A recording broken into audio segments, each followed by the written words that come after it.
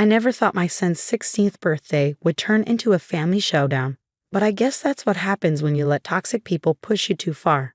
I'm Sarah Mitchell, 35, single mom to my amazing son Jason. For 16 years, I've poured every ounce of love and energy into raising him, working double shifts as a nurse, missing sleep to help with school projects, and somehow making it to every single baseball game, all while my husband's family pretended I didn't exist.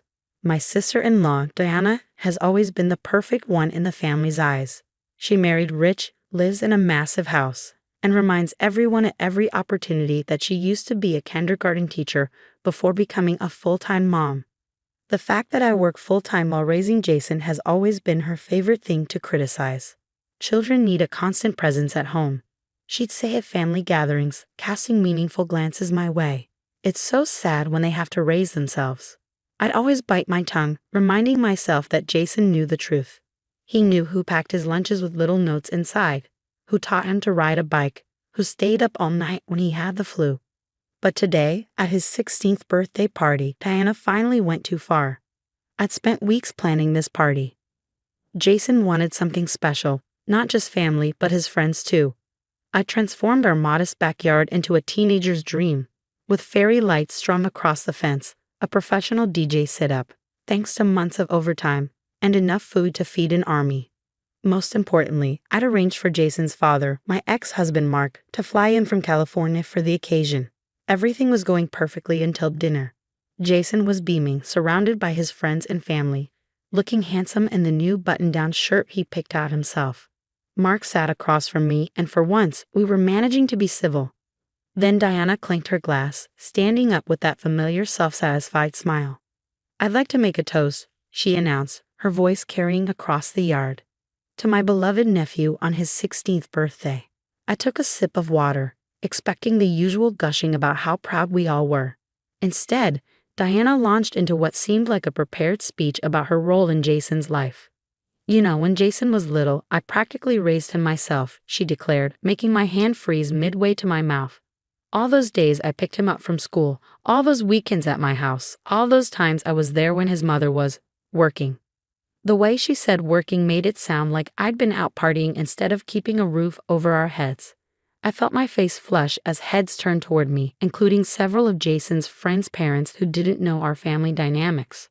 I remember teaching him to read, helping with his homework, taking him to his first day of kindergarten. Diana continued, each word a deliberate knife. "I've always thought of him as one of my own children." My mind raced through memories. I was the one who taught Jason to read using secondhand Dr. Seuss books during my lunch breaks. I was the one who'd walked him to his first day of kindergarten, fighting back tears as he bravely marched into the classroom. Diana had picked him up exactly twice from school, both times when I'd been stuck in emergency surgeries at the hospital.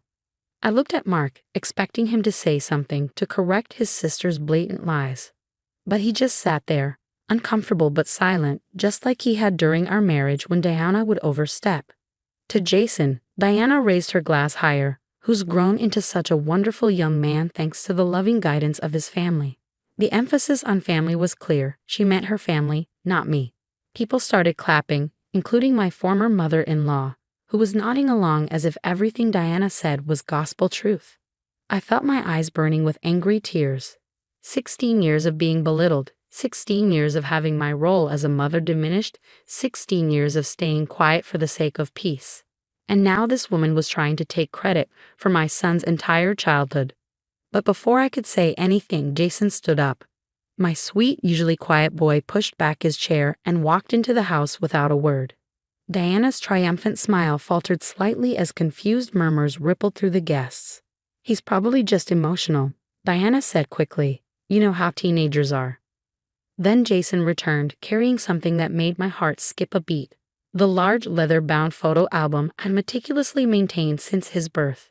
Every important moment, every milestone, every memory carefully preserved and annotated. "Actually, Aunt Diana," Jason's voice was calm but carried clearly across the suddenly silent yard, "I think it's time we looked at some old pictures. You know, to remind everyone exactly how things really happened." Diana's face went pale as Jason placed the album on the table and opened it to the first page. The truth was about to come out, and for once I wasn't going to stop it.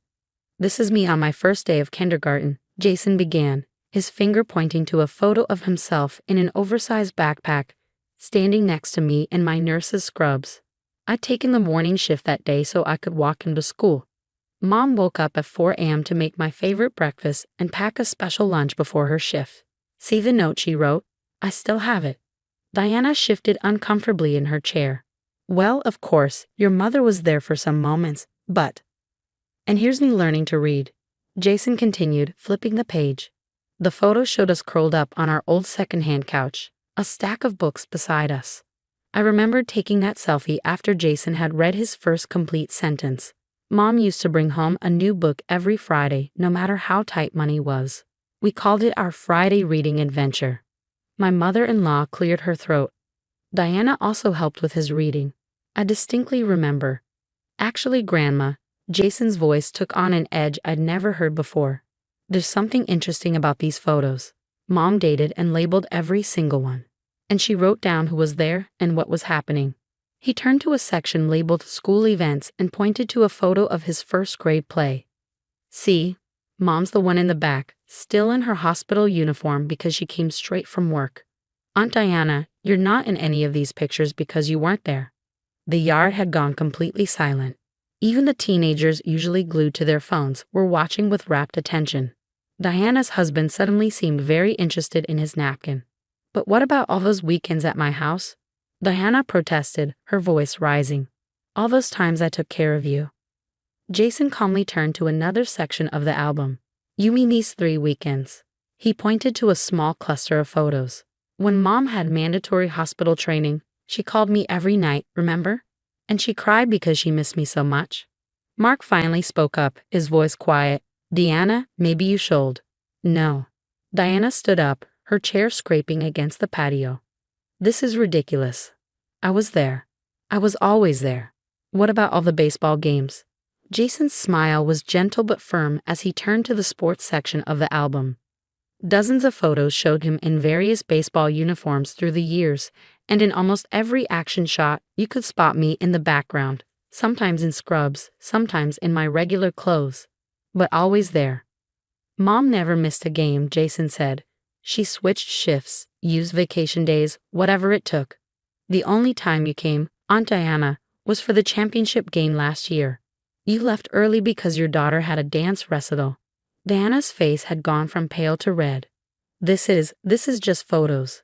Photos can be manipulated. They don't tell the whole story." "You're right," Jason agreed, and for a moment, Diana looked triumphant. Then he continued, "Photos don't show how Mom would help me with homework over her dinner break, calling from the hospital cafeteria. They don't show her teaching me to ride a bike in the empty hospital parking lot at 6 a.m., because that's when her shift ended. They don't show her sewing my Halloween costumes at midnight or making homemade soup when I was sick." He turned to face his aunt directly.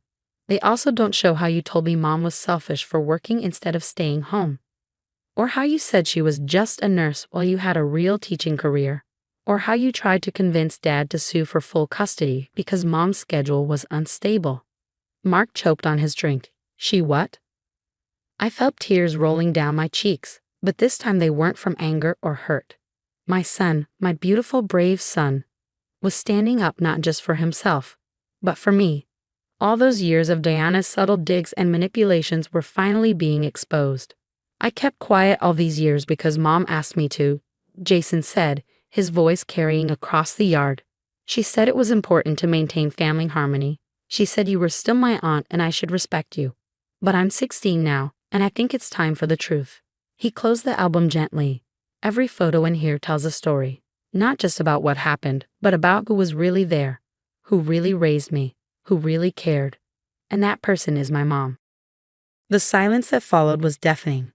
Diana stood frozen, her perfect mask finally cracking. My former mother-in-law looked like she'd swallowed something sour. And Mark was staring at the album with an expression I'd never seen before, shame mixed with realization. Diana stormed out of the party with her husband trailing behind her, but not before hissing, "This isn't over, Sarah." For once, her threat didn't bother me. The truth was finally out, and no amount of manipulation could change that. What happened next surprised me even more than Jason's brave stand. Mark stood up, cleared his throat, and addressed the party guests. I think we should give the birthday boy and his mom a moment alone, he announced, ushering people toward the front yard. There's an ice cream truck coming in 15 minutes, my treat for everyone. As our guests filtered out, offering supportive smiles and quiet congratulations to Jason, I sat there trying to process everything that had just happened. My son slid into the chair next to me, the photo album still open between us. I'm sorry if I ruined the party, Mom, he said softly. I pulled him into a hug, not caring that teenage boys usually found public displays of affection embarrassing. You didn't ruin anything, sweetie. But why didn't you ever tell me you knew about all those things? Deanna said. Jason shrugged, looking older than his 16 years. I heard her talking to Dad on the phone when I was 12 about the custody thing. After that, I started paying attention to how she treated you. It made me so angry, but you always worked so hard to keep the peace. I thought that's what you wanted. I wanted to protect you, I admitted. I thought if I made waves, it would only make things harder for everyone. Mom, Jason said, giving me that look teenagers reserve for parents who just don't get it. You don't need to protect me anymore. Sometimes I need to protect you too. Before I could respond, Mark returned. He stood awkwardly by the table, looking at the photo album. I had no idea Deanna tried to get me to sue for custody, he said. Why didn't you tell me, Sarah? Would you have believed me? I asked honestly. His silence was answer enough. After a moment, he sat down and started flipping through the album. I missed so much, he murmured, pausing at a photo of Jason's 10th birthday, another celebration I'd organized alone. Diana always said you were doing fine, that you had everything under control, that you didn't need or want help. And you believed her instead of asking me directly, I finished for him. Mark nodded, shame evident on his face. I'm sorry, Sarah, and I'm sorry, Jason. I should have been here more. Should have seen what was really happening.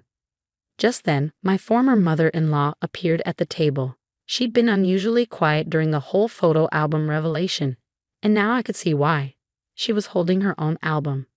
I found this when I was cleaning last month, she said, placing it on the table. I was going to show it at Christmas, but... She opened it to reveal photos I'd never seen before. Pictures she'd taken of me and Jason over the years without my knowledge. Me pushing him on the swings at the park after a night shift, still in my scrubs. Me helping him with a science project on our front porch. Me cheering at his baseball games. I always knew, she said quietly. I knew Diana was wrong about you, Sarah. I was just too much of a coward to stand up to her.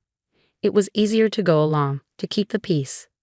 But seeing these pictures again, seeing how much you sacrificed for Jason, I'm ashamed of myself. I think we all are, Mark added.